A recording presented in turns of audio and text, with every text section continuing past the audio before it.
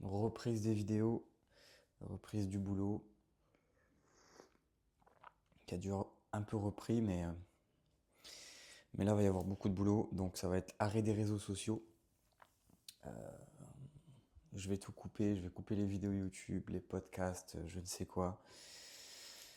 C'est abusé, c'est abusé de regarder autant de podcasts, d'avoir autant d'informations, d'avoir cette addiction à regarder des trucs qui vont te parler de business, qui vont te parler d'e-commerce, qui vont te parler de tout ce que tu veux, mais ça te bloque, quoi.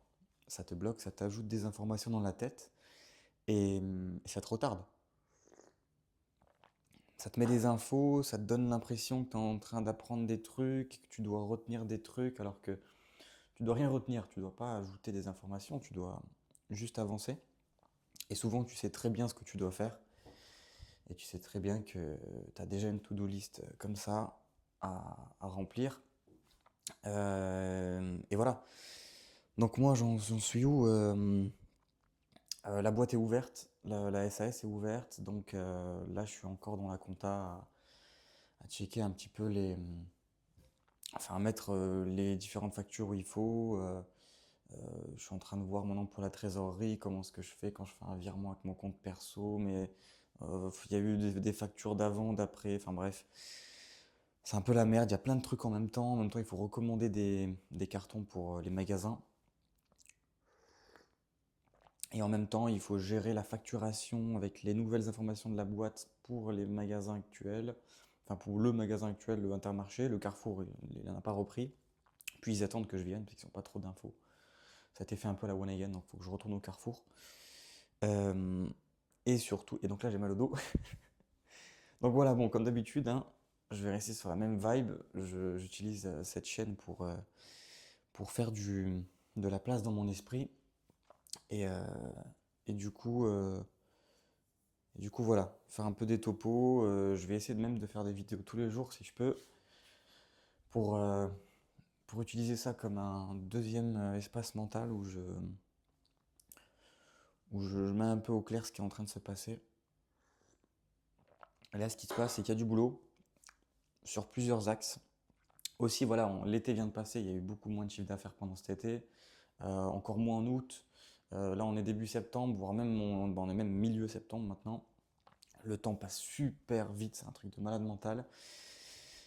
Euh, et voilà, pas trop de. Enfin, les résultats ont un peu chuté. Google, j'ai eu un appel Google. Alors, comme d'habitude, je vais plus jamais faire d'appel Google. Putain, je sais pas si quelqu'un écoute cette vidéo, mais si quelqu'un écoute cette vidéo et a un shop en e-commerce ou quoi, toujours, hein, chaque année, ou tous les 2 ans, ou je sais pas, à chaque fois qu'on s'est arrivé, j'ai eu des gens de chez Google ou de chez TikTok ou de chez Facebook en publicité.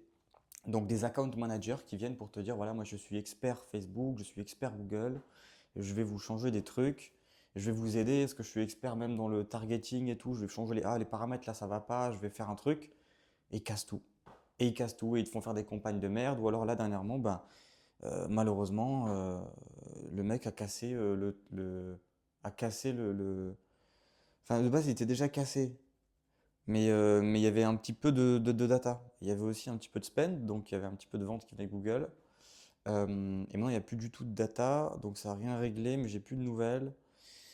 Et bon, après, il y a eu l'été qui est passé aussi, enfin bref. Mais du coup, bon, il n'y a plus Google, donc il n'y a plus de pub Google. Donc moins de retargeting, donc aussi, et aussi moins d'acquisition, parce qu'il y avait quand même de l'acquisition avec Google. Donc moins de ventes Google, donc chiffre d'affaires en, en chute sur le site. Et voilà. Donc, j'ai eu un appel de Nose. Un appel de Nose. Nose, le responsable des achats de Nose de la centrale, ça s'appelle Univers Nose. C'est la centrale d'achat de Nose. Ils ont 340 magasins en France. Je regarde ça, je me dis, ah putain, c'est cool, c'est une centrale, donc peut-être qu'il y a moyen de leur vendre quelque chose. Mais en même temps, c'est Nose. Donc, Nose, c'est du déstockage. Mais ils me contactent comme ça, donc est-ce que machin. Mes premières minutes, j'étais assez enthousiaste, mais en me disant qu'il faut quand même voir. Euh, Parce que je sais pas à combien ils vont me proposer de racheter. Et le problème, c'est que moi, quand je vends un magasin, je vends ma fiole Frenchy à 1,96 € actuellement pour les pros. Et je m'en fous hein, de donner les prix comme ça parce que en soi, si quelqu'un m'écoute qui a un magasin, bah, ils connaîtront mes prix de vente. Et si maintenant il y a même un concurrent qui regarde ces vidéos et qui sait combien je vends, bah, je pense qu'ils flipperont parce qu'ils se diront que c'était très très bas. Et, euh, et donc je peux assumer de donner les prix. Donc là, un Frenchie comme ça, c'est c'est vendu 3,50 € prix public conseillé. Le prix public conseillé va même descendre potentiellement à 2,99 €. J'hésite à conseiller au magasin de les mettre à 2,99 € au lieu de 3,50 €. Pourquoi? Parce qu'un sirop, c'est pas cher. Un sirop, c'est 2,80 €, un sirop en bouteille. Ici, on a un sirop qui est plus petit, donc la valeur perçue au premier regard, elle est plus petite parce qu'on se dit, bon, c'est un plus petit sirop. Même si on comprend, et ce sera écrit sur les PLV, que c'est 10 fois plus concentré, euh, il y a un truc psychologique de te dire, bon, d'un côté j'ai ça, d'un côté j'ai ça, même si c'est différent, bien sûr, parce que c'est un sirop sans sucre qui a un bon goût, mais aussi qui contient des minéraux et de la vitamine C, et donc qui est plus hydratant que la normale. Euh, bon, c'est différent. Donc 3,50 € tu pourrais le payer, c'est un bon sirop. Mais les gens vont quand même hésiter à se dire, sur quelqu'un qui ne connaît pas, qui n'a pas vu de publicité, qui est juste en magasin, ils vont quand même hésiter, ou quelqu'un même qui connaît, qui a vu la publicité, ils vont se dire, bon, c'est quand même un sirop un peu plus haut de gamme. C'est bizarre parce qu'on se dit, effectivement, moi c'est mon point de vue, hein. Je sais qu'il y en a qui vont se dire, non, tu peux le vendre 5 euros, 6 euros, machin, c'est un truc, la valeur perçue, le ci, le ça. Moi, je veux pas faire ça. Ma stratégie, elle est long terme. Je veux créer plein de produits, enfin plusieurs produits. Et l'idée, c'est de créer des produits qui permettent d'améliorer notre quotidien, mais sans nous défoncer le portefeuille. Donc, en ayant des prix qui sont adaptés à la conjoncture économique actuelle. C'est-à-dire, là, c'est la merde. C'est la crise. Les gens n'ont pas de thunes. Et donc, si je peux vendre moins cher, mais faire un gros volume, eh ben, il faut le faire. Effectivement, si c'était un produit à faible volume, je ne l'aurais pas fait. La stratégie aurait dû être différente. Euh, mais bon, tu peux même pas imaginer que ce soit un produit à faible volume avec ça. Mais par exemple, je sais pas, moi, si je vendais des cafetières, je ferais pas forcément la cafetière la moins chère du monde. Parce que je sais que la cafetière, bon, en plus, c'est assez concurrentiel. Il y a pas mal de cafetières de disponibles. Enfin bref, je vais pas faire la cafetière le moins cher possible. Sauf que là, on est dans les produits e-food. On est dans de l'alimentaire. Il n'y a pas beaucoup de concurrence, par exemple sur les sirops. Tu as peut-être deux marques de sirops quand tu vas dans un magasin. Tu as les sirops Monin haut de gamme, qui sont aux alentours des 3 euros, justement 3,40 €, 3,50 € pour la bouteille de sirop Monin, qui sont considérés comme les sirops haut de gamme. Euh, Peut-être qu'il y a plus, hein, mais voilà, pour les connaisseurs qui vont peut-être. Et on a aussi les sirops, et on a des sirops Tesser par exemple, la grande marque française. Euh, et voilà. D'ailleurs, histoire des sirops, à la base, les sirops, c'est pas du tout un truc qui était fait pour le mettre dans notre eau comme ça et boire au quotidien et boire une boisson qui a un bon goût. Les sirops, ça a été inventé pour les bars. Donc à la base, c'était un produit de bar qui se mettait avec l'alcool, quoi. Et donc on mettait ça dans des bars pour faire des diabolos, enfin d'abord des différents cocktails en fait, on pouvait faire des cocktails avec les sirops. Euh, et ensuite, il y a eu les fameux diabolos, etc. Donc dans les bars, tu pouvais commander un truc sans alcool, mais ça va être un petit mélange de sirop, une limonade et machin. Euh, et petit à petit, ça a commencé à venir, ben, du coup les distributeurs enfin les marques de sirop ont commencé à entrer dans certains magasins, peut-être dans un tout petit carré comme ça, il y avait peut-être deux trois sirops, et puis après ils ont commencé à évoluer, mettre plus de sirop, mettre plus de goût, et ils ont compris qu'il y avait un autre secteur qui n'était pas les bars, mais qui avait les particuliers à la maison qui voudraient avoir leur propre sirop pour aromatiser leur eau, pour aromatiser leur lait pour les enfants. À l'époque, ça se faisait beaucoup. Alors là, je le vois moins souvent, après ça dépend, hein, parce que souvent on est intégré dans une famille. Donc moi par exemple j'ai mes nièces qui vont boire du cacao, mais qui ne boivent pas forcément de sirop de lait avec du sirop à la fraise. Mais je sais qu'à l'époque ça se faisait un peu de mettre un peu de sirop fraise. Il doit y avoir encore des familles qui le font, qui aromatisent leur lait, qui aromatisent, voilà. On a aussi nous des clients, et moi je le fais aussi, qui fabriquent des yaourts à la maison. Parce que maintenant les yaourtières, il y en a de plus en plus. C'est un produit qu'on trouve assez facilement en ligne. Et donc il y en a qui vont créer leur yaourt avec du sirop. Et c'est beaucoup plus simple de le créer avec des produits très concentrés parce que du coup, ben, on va moins diluer le sirop, donc on va moins le rendre liquide, donc on va pouvoir faire une plus large gamme de yaourts avec un sirop très concentré. Euh, et voilà, en bref, histoire du sirop, à la base, même les gens qui ont créé le sirop n'étaient pas sur le marché hyper large de mainstream de gens à la maison qui boivent du sirop. Maintenant, je ne sais pas toujours aujourd'hui les parts de marché. Est-ce qu'il se vend plus de sirop et on utilise plus de sirop dans les bars que dans les foyers? Ou est-ce qu'on l'utilise plus dans les foyers?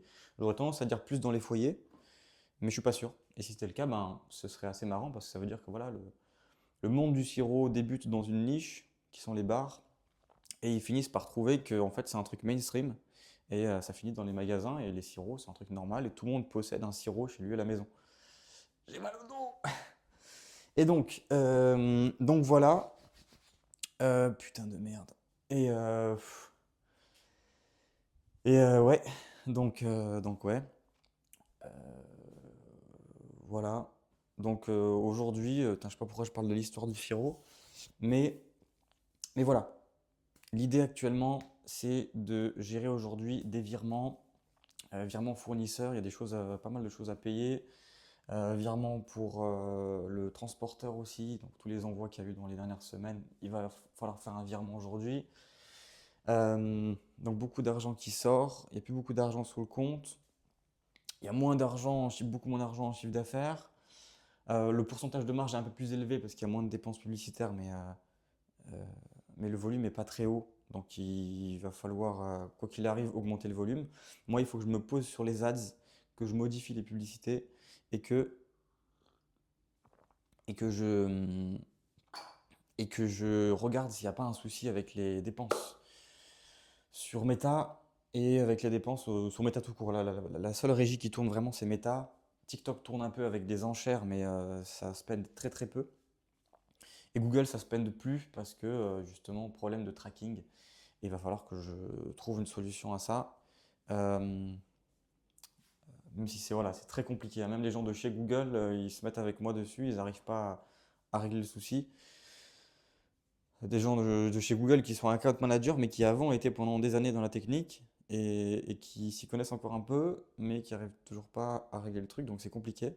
Donc c'est dire à quel point, pour moi, ça va être chaud de changer ça. Pourtant, j'ai grandi avec des ordinateurs, je suis un geek, mais je suis pas du tout au niveau de ces grosses machines-là comme Google. Mais voilà. Donc voilà.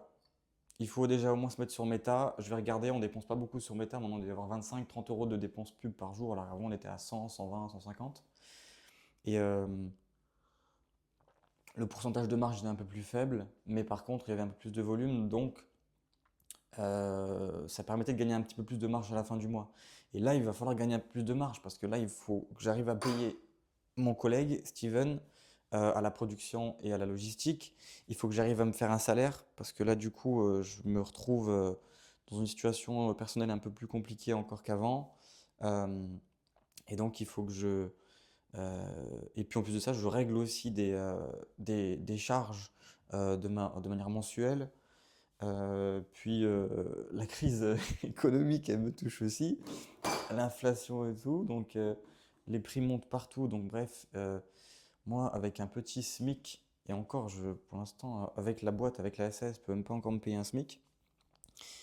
Il faut que je fasse en sorte, voilà, d'augmenter les volumes et qu'il y ait de quoi, qu'il y ait beaucoup plus d'argent en fait. Voilà, il faut pas faire 20 000 par mois de chiffre d'affaires, il faut en faire 40 pour souffler, pour un peu souffler.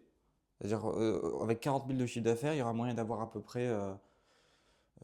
Bon, du coup, moi, je suis très mauvais en calcul mental, donc je calcule à la calculette, mais 40 000 fois 20% de marge pour le site, hein, avec avec les marges actuelles, ça va nous faire quoi? Ça va faire 4 000, ça fait 8 000.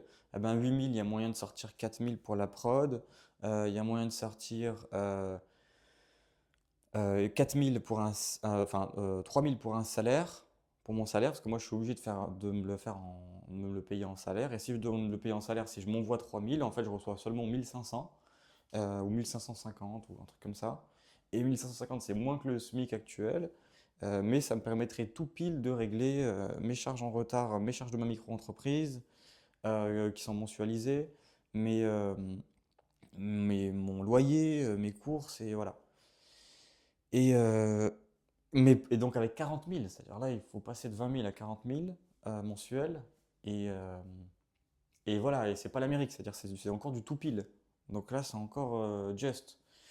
Mais c'est faisable parce que la taille du marché, elle est grande.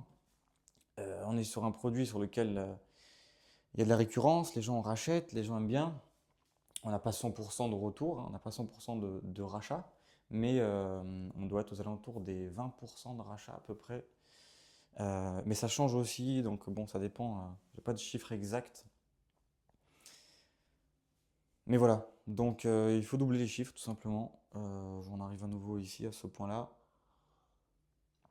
Et il faut rentrer dans les magasins. Donc là, dans les prochains jours et aujourd'hui. Aujourd'hui, c'est des virements, c'est de la compta, c'est trouver les factures qu'il faut pour les mettre dans le logiciel de comptabilité, commencer à ce que mon cerveau il commence à structurer comme ça. Comptabilité, dès qu'il y a une facture, mettre la facture dans le truc, machin, la connecter à telle dépense et tout. Ça retarde à mort, mais c'est la vie. Il faut faire ça, et maintenant avec une SAS, c'est comme ça. Euh, donc j'ai sur mon téléphone l'application, je scanne toutes mes factures. Quand je vais acheter en magasin pour acheter de l'eau, des lingettes, du sopalin, des trucs pour la production, je les prends en photo, bam bam. Quand je commande en ligne, bam bam. Euh, j'ai géré le Shopify donc pour mettre en place tout ce qui est TVA, taux de TVA spéciaux pour les produits alimentaires, taux de TVA à 20% pour les produits type les gourdes et tout. Mon dos. Et voilà. Et ensuite, et donc aujourd'hui, les virements. Une fois que les virements sont faits, j'ai un enregistrement à faire en voix off. Ensuite, un, j'ai le site internet pro à faire, mais qui va prendre beaucoup de temps. Je ne vais pas le mettre en priorité. Je dois faire une commande pro pour l'Intermarché d'Olivier Verdun. Je leur envoie le bon de commande. J'ai Christian normalement qui lui nous accompagne avec le support client et la gestion justement de commandes, qui normalement a déjà fait un bon, mais qu'il faut vérifier parce que maintenant il y a toute la TVA.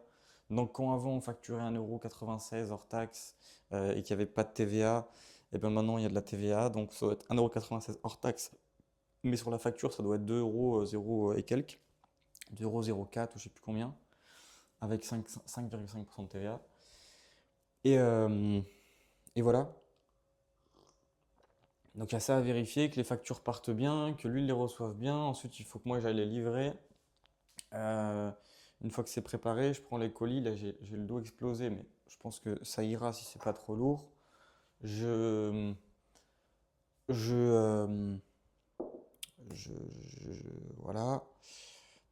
On est déjà dans l'après-midi. Ensuite, voilà, bref. J'ai ma to-do list, il y a trop de trucs à faire. J'ai des trucs qui sont sur la to-do aujourd'hui que je vais devoir repousser à demain. Des trucs que je me mets trop dans la to-do. En fait, je crois qu'il faut que j'arrive à structurer d'une manière différente. Je crois qu'il faut que j'arrive à structurer de sorte de pas tout me mettre en un jour des trucs qui sont pas faisables, de me mettre même s'il faut moins de tâches que ce que je pense pouvoir faire dans la journée, le reste de le mettre le jour d'après, puis le jour d'après, puis le jour d'après, de cette manière-là, de me mettre moins de tâches que ce que je peux faire. Comme ça, si à la limite j'ai fini mes 3 tâches par exemple que je peux faire dans la journée, euh, et bien à la limite, si je veux m'avancer, si j'ai encore beaucoup de temps que je veux m'avancer, et ben je vais prendre une tâche de demain que je me mets pour aujourd'hui, que je la finis et je la boucle, plutôt que de faire comme là, à être tous les jours frustré, avoir l'impression d'être toujours dans la merde, et d'avoir une liste de 8 trucs, et que tous les jours à la fin de la journée, au lieu de me dire j'ai coché mes 3 trucs et je suis content, eh ben je me dis putain aujourd'hui j'ai à nouveau repoussé 8 tâches, et j'en ai fait que 3. Alors qu'en fait non, ce qui était réaliste c'était d'en faire 3 et que l'autre soit demain. Que les 3 autres soient demain et pas les 8. Donc 3 demain, 3 demain, 3 demain. Et d'en avoir 3 et au pire des cas d'en reprendre une du jour d'après et de la faire d'avance. Euh, voilà. Euh, et, euh, et voilà, donc petit à petit, moi il faut que je déstresse parce que c'est le stress total, ce truc-là il y a tellement de trucs à payer. Il y a l'URSSAF qui m'envoie un truc avec des charges, mais que j'ai déjà mis en place. C'est un truc que j'ai déjà mis en place, donc je sais pas trop. Et ça fait à nouveau de la paperasse, à nouveau des trucs à envoyer, à nouveau des gens à essayer d'appeler mais qu'on n'arrive pas à voir. Euh, euh, donc c'est compliqué. Puis en plus de ça, putain, il y a encore des trucs à faire d'administratif avec des papiers à envoyer et, euh, et des trucs voilà, à envoyer, à régler, à payer pour avoir à nouveau d'autres papiers de je sais pas quoi. Il faut changer les adresses. Maintenant, il faut que je modifie l'adresse de mon ancienne adresse avec la nouvelle adresse pour la micro-entreprise. La nouvelle boîte, c'est bon. Enfin bref, il y a trop de trucs. Mais voilà, là, ce que je fais, c'est que j'arrête les réseaux. J'arrête les réseaux dans le sens où même YouTube, regarder des vidéos qui ont l'air d'être bien, c'est un réseau. De faire une tâche et puis quand la tâche elle est finie, hop là direct le téléphone et l'automatisme qui te fait ouvrir une application, c'est un réseau. Le fait de voilà tous ces trucs là, j'arrête. De temps en temps, ce que je ferai, si vraiment j'ai un moment où je sais pas quoi faire, où je suis dans le flou, parce qu'il y a des moments où tu es comme ça, t'es dans le flou, tu vois, tu sais plus où mettre la tête et tout, bah, qu'est-ce que je ferai? Boum, je lance mon téléphone, je mets les micros et je parle et je fais une vidéo. Et comme ça, je mets mon esprit là-dedans. Elles serviront sûrement à rien sur YouTube. Je pense pas que quelqu'un puisse tirer forcément de bénéfices à regarder ces vidéos-là. Sauf peut-être certaines dans les jours où ce sera plus marrant ou avec plus de recul, ou les jours où je peux donner des trucs bien, ou j'en sais rien. Mais dans les jours où je réfléchis comme ça, c'est pas trop intéressant. Quoique peut-être pour quelqu'un qui vraiment... Mais bon, c'est aussi une perte de temps. Donc toi, si t'es là à regarder une vidéo comme ça, t'as perdu combien de temps? 22 minutes. Ou pas forcément, c'est vrai, il y en a qui pourraient dire, bon, c'est pas du temps perdu, parce que ben, c'est 22 minutes, où tu as écouté des problèmes pour machin. Mais bon, là, il y a pas eu d'info. Mais moi, je vais la poster juste parce que c'est comme ça. Si je fais des vidéos comme ça au pif, à la one again, je dois les poster. Et, euh, et je dois pas réfléchir à ça, mais je vais en faire juste pour voilà, documenter et surtout ouvrir mon esprit comme ça dans les moments où j'ai besoin de réfléchir. Je ferai d'autres vidéos dans des contextes plus sympas ou je sais pas, moi, dans les moments où j'aurais compris des choses qui sont intéressantes, des tips intéressants, euh, un moment où voilà, j'ai pu prendre du recul sur tel et tel aspect et que je peux donner des tips intéressants. Mais voilà, là je mets ça. Je le mets comme ça au cas où quelqu'un qui veut, ou même quelqu'un qui se sent dans la merde et qui se dit, bon, bah, je vais regarder quand même sa vidéo du jour parce que je me sens dans la merde et ça fait du bien de ne pas se sentir tout seul, à être stressé, à être dans le flou sur ce qui peut se passer dans les prochains jours, les prochaines semaines, sur est-ce que tu vas réussir à payer tout ce qu'il faut à temps, est-ce que tu vas réussir à toi te payer, est-ce que tu vas réussir à machin. Puis en plus, trop dans tous les sens parce que j'ai à la fois maintenant le H2O et la voix off. Et, euh, et, euh, et enfin bref, voilà, trop de trucs. Mais bref, on est ensemble. Si t'es dans la merde, que t'as ouvert ta boîte et que, euh, et que tu struggles, euh, c'est sûrement normal d'être comme ça dans ces moments-là. Il faut accepter les downs comme les ups. Là, c'est un moment down à nouveau. Dans les derniers mois, j'étais plutôt bien parce que les chiffres montaient. Euh, et j'avais pas de quoi me verser forcément je pouvais me verser un SMIC et je pouvais régler tous mes partenaires. Mais par contre, ben voilà, mais il y avait du flux, il y avait de l'optimisme, il y avait ci, il y avait ça. Maintenant, je suis toujours optimiste, mais en sachant euh, tous les défis qu'il y a derrière la livraison, la délivrabilité du business, c'est-à-dire si le chiffre il monte, il va falloir ensuite prendre des locaux. Une fois qu'on a, parce qu'on ne peut pas faire tout dans un petit local, euh, des locaux plus grands, ensuite d'acheter une machine. Il faut espérer que les Chinois nous envoient une machine à temps, bien, où il ne manque pas une pièce qui doit revenir 2 mois après.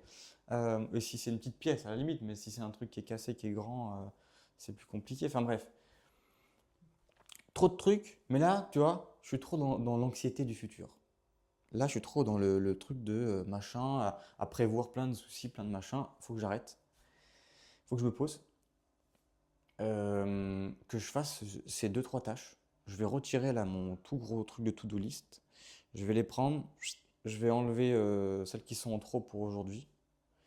Je vais pas juste pousser les 8 à demain. Je vais en prendre trois quatre que je vais mettre demain, trois quatre que je vais mettre après-demain. Aujourd'hui, il va en rester 3, 2 ou 3. Je vais faire ça tranquillement. Je vais me poser. Je vais arrêter ces putains de trucs à ouvrir le téléphone, machin, toutes les 3 secondes. Cette addiction à de l'information, à du YouTube dans les oreilles, à ci, à ça. Ça va être compliqué. Compliqué. Mais je sais que ça pose problème. Parce que quand ton focus, il est, quand ton focus, il est tellement dispersé, qu'il est tellement ouvert à des distractions au hasard comme ça. Pac, là ça y est, j'ouvre une appli, je suis en train de penser à un truc. Puis là, je suis à la base en train de me concentrer ou me préparer à me focus sur un truc pour ma boîte qui est important de fou parce que c'est voilà. Euh, et là d'un coup, je sais pas, moi j'ouvre mon téléphone et je vois que Macron, il a pissé sur une chèvre. Qu'est-ce que j'en ai à foutre? Et il y a tout le monde qui est là. Macron, il a pissé sur une chèvre. Et moi, comme un con, je suis là. Oh putain, la dinguerie, je vais l'envoyer à un pote, je vais parler de ça, je vais rigoler. Et là, j'ai perdu 20 minutes. J'ai perdu 20 minutes et je suis en train de me dire. Et pourtant, je suis toujours. Voilà, il y a des choses à faire, quoi. Donc, ne pas ouvrir de réseau. Je vais me mettre en mode deep work, mais sur la semaine. Je vais m'autoriser à aller sur les réseaux à partir du soir, après manger. C'est-à-dire le but, ça va être de après manger ou pendant manger. Non, après, je dirais plutôt après manger, parce que c'est vrai que même par exemple, quand tu vas te préparer à manger, tu vas avoir plus avoir la flemme si tu te mets des vidéos YouTube, tu vas être en mode, tu vas avoir plus tendance à grignoter, faire un truc au pif, ou alors faire à manger rapidement alors que tu pourrais faire un truc bon et meilleur. Donc peut-être, voilà, mais bon, je sais que j'aime bien manger en mettant un podcast, en bref.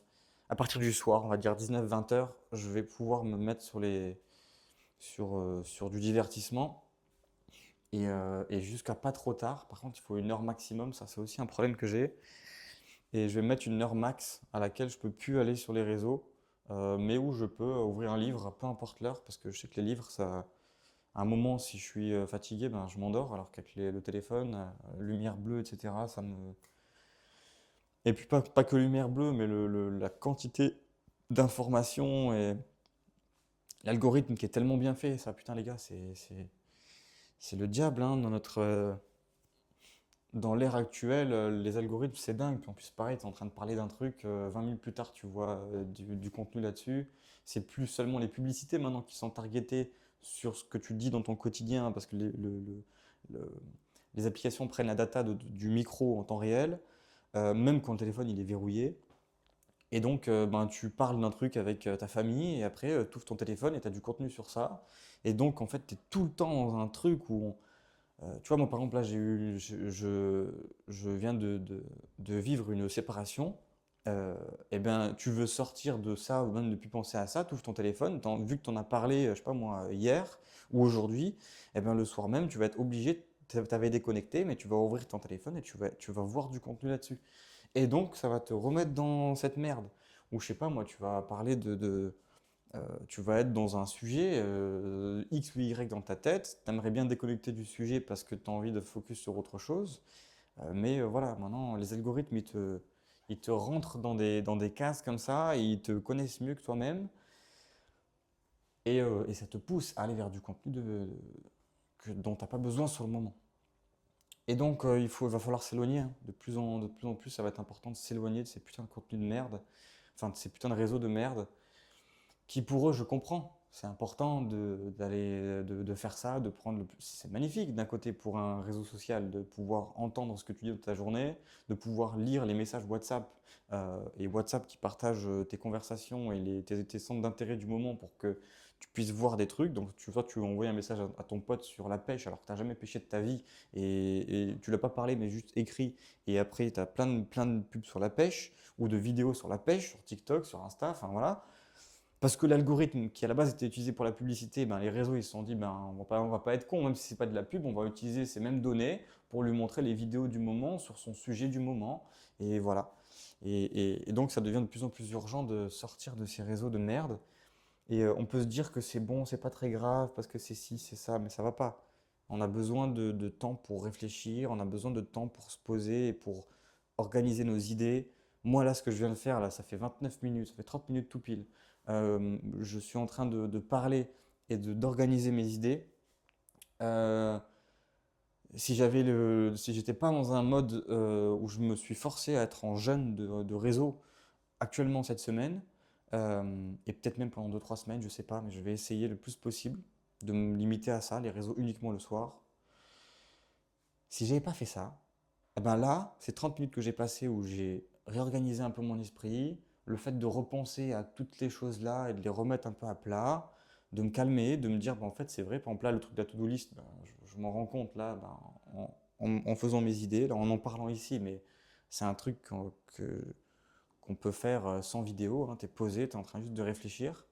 Mais qui réfléchit aujourd'hui? Qui se pose pour se mettre comme ça pendant 30 minutes pour se dire, ok, il y a ci, il y a ça, en ce moment j'en suis où, j'en suis là, j'en suis là. Non, au moment où on devrait être en train de faire ça, ce moment de réflexion, il n'existe plus. Ce moment de réflexion, maintenant, c'est tac, tac, tac, réseau, brouloum, brouloum, brouloum. Et en plus, on est trop con parce qu'on se dit, bon, réseau, mais allez, vu que là je suis en train de bosser, je vais que m'arrêter sur les vidéos un peu business, tu vois. Et tu as l'impression de. Mais en fait, tu te mens à toi-même, tu te mens à toi-même et tu finis par rien foutre, quoi. Mais c'est subi, enfin, je veux dire, c'est subi dans le sens où on peut imaginer ça comme une ville. On est dans une ville, on est tous ensemble dans cette même ville, une grande ville, qui a évolué au fil des années. Elle a hyper évolué, mais elle a évolué sur les choses bien comme sur les choses pas bien. Et sur les choses pas bien, eh bien, il y a tout le monde qui est accro à une drogue. Et on y a tous goûté, donc on est tous accro à cette drogue-là. On peut en sortir, mais c'est difficile. Voilà, comme toutes les drogues ou comme la plupart des drogues.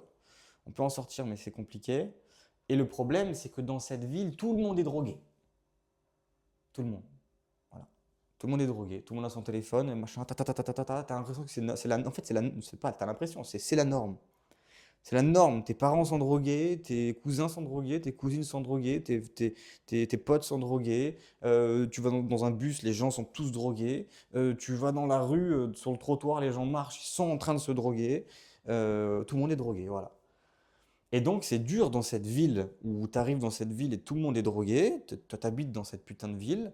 Eh ben, imagine la difficulté de sortir de cette putain de drogue. C'est devenu la norme. C'est-à-dire que toi, quand tu arrêtes de te droguer, tu es d'un coup autour de zombies et qui sont dans un autre monde euh, et qui vont te parler ou qui vont même te trouver bizarre de ne pas avoir répondu parce qu'ils t'ont envoyé un peu de drogue et tu n'as pas répondu. Alors, ils vont te trouver bizarre. Euh, ils vont te trouver bizarre d'être dans la rue et de les regarder parce qu'ils vont se sentir regardés. Putain, pourquoi ils me regardent et tout? Alors qu'en fait, tu regardes pas, tu as juste la tête debout parce que tu n'es pas sur ton téléphone. Alors en fait, du coup, tu es dans une ville où tu es bizarre de pas te droguer. Et donc, c'est compliqué, c'est un truc de malade. Imaginez la difficulté. Ce que je veux dire là-dedans, c'est que, ok, on a une responsabilité dans le fait de nous droguer tous les jours avec nos putains de réseaux. Par contre, eh ben, on peut comprendre que c'est dur parce que tout le monde est drogué. Donc, c'est hyper compliqué de sortir de ce truc-là. Euh, il va falloir un moment de créer presque des mouvements de- ce sera plus alcoolique anonyme, on va faire réseau anonyme, on va faire internet anonyme. Voilà, moi j'ai été drogué, je devais faire face à mes responsabilités, mais j'étais sur mon téléphone. J'avais une famille, j'avais des enfants desquels m'occuper. Ben, j'étais plutôt en train de jouer à un jeu ou alors sur mon téléphone sans m'en rendre compte. C'est-à-dire qu'à la fois je disais oui, oui, c'est bien, nanana, et en même temps j'étais sur mon truc, donc j'étais pas là. Mais je me rendais pas compte, parce qu'en plus on ne s'en rend pas compte. Là, quelqu'un qui est drogué, il ne se rend pas compte aussi des impacts, ou il ne se rend pas compte à 100% des impacts qu'il y a sur sa vie. Parce qu'à un moment, il peut aussi même plus faire la comparaison avec la vie d'avant. Et donc ouais, il faudra peut-être créer un moment Internet anonyme, on va se parler, on va discuter entre nous. Ouais les gars, pourquoi bah voilà, moi j'étais drogué au réseau comme toi. Ah bah toi, moi aussi James, j'étais drogué pendant 12 ans. J'étais tout le temps sur mon téléphone, et ci et ça. Donc moi, ma boîte, elle a coulé. Donc moi, j'ai perdu mon job parce que si. L'autre, il est dans son job, mais il est complètement dégoûté parce qu'en fait, son système dopaminergique, il est détraqué. Donc dès qu'il va au boulot, il est tout dégoûté de faire des trucs parce qu'en fait, du coup, il a plus ses shots de dopamine du téléphone et de la life et en plus de ça, il voit tellement de trucs de les vacances, le machin, la belle vie, le truc, le ça, le couple parfait, la famille parfaite, les vacances parfaites, le machin, la liberté, le business, la thune, le machin, le ci, le ça. Bref, notre société est malade et, euh, et il va falloir régler ça un jour. Et c'est dur de régler ça et courage à tous ceux qui essayent de régler à sortir de cette addiction que sont les réseaux sociaux, ou qu'est le réseau social, on pourrait même dire ça. C'est un réseau global, parce qu'on dit les réseaux sociaux comme s'il y avait plusieurs applis et tout, mais en fait c'est global. Il y a un réseau, il y a un système, le nouveau système social sur Internet, il est pourri, il est d'autant plus pourri en plus quand ces fameux réseaux ont plus intérêt à te montrer de la merde et à te montrer des choses néfastes. Mais d'un côté, il y a effectivement des choses néfastes qui se passent. Alors c'est pas que parce que c'est bien, machin. Il y a vraiment le monde il devient complètement fou. Il y a des trucs de malade mental. Ça parle de guerre, ça parle de, il y a plus d'argent, mais on met des milliards dans la guerre. Il y a plus de, les gens sont tous en train il y a des taux de suicide de malades et on vit normalement. Il y a les taux de natalité qui chutent à fond. On fait même plus de bébés. Puis il y a même des pays presque qui vont disparaître. On s'en bat les couilles totalement. Euh, euh, on sait même plus ce qui est vrai de ce qui est pas vrai. Alors, tu as des gens qui disent la désinformation, machin, je sais pas quoi. Tu te demandes si c'est pas eux qui désinforment justement. Donc, le noir est appelé le blanc est appelé le noir. Tu sais plus quoi comprendre. Les gens sont hyper déconnectés. C'est-à-dire, maintenant, t'as carrément des clans comme ça. Il y a des gens, on va les mettre dans un clan là, l'autre dans un clan là. Euh, il y a vraiment une polarité de malade mental. Les gens, ils se tirent dessus, ils se prennent des balles dans la jugulaire parce qu'ils font des débats dans la rue et ça plaît pas à certaines personnes. Alors, pourtant, je dis pas que c'est, enfin, voilà, euh, et voilà. Et t'as des gens qui sont contents, d'autres qui se font buter. Après, t'as des gens qui justifient parce qu'il y en a un qui était fou dans la rue, mais il va justifier avec le one and night et tout. Et donc les gens, ils tuent des gens, ils mettent des coups de couteau, ils tirent des balles dans le cou. Euh, moi je suis de droite, moi je suis de gauche, moi ci, moi ça, et toi ci, toi ça. Les gens, ils sont racistes ouvertement. Qu'est-ce qui se passe là? Ça explose ou quoi? Qu'est-ce qui est en train de se passer là? Oh le... Non, non, on est vraiment dans un moment de malade, hein. Dans un moment de malade. Et moi, je parle de ça. Je parle de ça sur cette chaîne. Putain, je vais peut-être me faire shadowban, voilà, à nouveau un truc de merde. Enfin bref. Ou ben voilà, selon. Enfin bref, je veux même pas aller plus loin en plus. Tu vois. Comme quoi, hein, ça c'est aussi un truc qui joue hein, dans ton putain de cerveau. Tu vois, t'es là, t'es stressé pour le quotidien, mais t'es aussi stressé à cause de tout ce qu'il y a autour. Et voilà quoi. Bref, fin de vidéo, 38 minutes, c'est très long, mais peu importe. C'était l'objectif de parler un petit peu de tout, en tout cas des réflexions du moment. Et voilà, bon courage pour votre business, bon courage pour vous détoxifier, bon courage pour et respirer face à tout ce qui se passe en ce moment. Le monde n'est pas facile, ce qui se passe dans le monde, c'est pas facile. Moi, je suis très optimiste sur le fait que ça va s'améliorer. Il y a des acteurs dans ce monde, il y a des acteurs qui vont et qui cherchent la vérité. Euh, euh, on doit être pour ça, on doit être pour la vérité, on doit être pour l'équilibre, euh, on doit être pour la justice et donc l'inverse de la corruption, l'inverse du mensonge, l'inverse de tout ça. Bon courage pour accepter tout ça, être face à ça, se dire que voilà, tout est éphémère. Alors autant on peut être malade. Moi, tu vois, là, j'ai mal au dos à mort. Je ne savais même pas si je pourrais me lever du lit ce matin et cette nuit. Mais je sais que dans quelques jours, ce sera réglé. Ma mère s'est blessée la jambe. Euh, elle en a pour 6 mois, 1 an avant de pouvoir être complètement rééduquée. Et ben, c'est encore plus long, mais elle sait et que dans 6 mois, 1 an, ce sera réglé. Et pendant que c'était là, le temps il passe plus doucement, et tu as l'impression que voilà, et puis c'est dur, et puis ça fait mal, mais tout est éphémère, tout se règle, et, et voilà, donc là le monde ira sûrement mieux. Mais voilà, aussi, il faut se déconnecter un peu de ça. C'est-à-dire que les réseaux, vu que ça se passe mal, ah ben, il y a un moment, il faut revenir à notre village, dire bonjour à notre voisin, discuter avec lui, parler de ses animaux, euh, discuter des vacances d'un ami, d'un voisin, euh, et travailler tranquillement, posément, sans se mettre trop la pression avec des trucs à vouloir tout faire aujourd'hui. C'est peut-être ça. C'est peut-être des bonnes manières de faire les choses aujourd'hui.